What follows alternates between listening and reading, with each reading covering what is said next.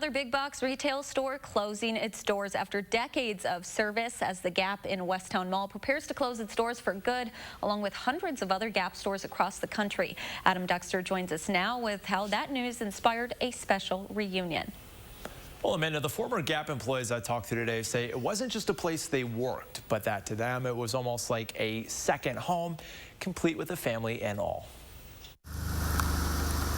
Connie Cronin remembers it well. To get quality clothing, there really wasn't anything local. How she started her Gap career at West Towne Mall. So as soon as we heard that there was a Gap and a Gap Kids coming to Madison, I applied and got hired immediately and was just ecstatic. She says over the years, her and her coworkers became much more than that. And we just became very good friends because we spent like just about every night. We were all moms that worked. And during the day, what would happen is we would be home with our kids, which were great.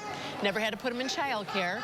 And then when our husbands got home, we came to the Gap. But as time went on, I think we kind of went into different job directions. Months into years, the group unable to reunite. Hello, everybody. Until tonight. Oh, good to see you. As they met for the first time in ages to see the store in person one last time. I was surprised, but with everything going on in the industry and with retail stores, I mean, it didn't.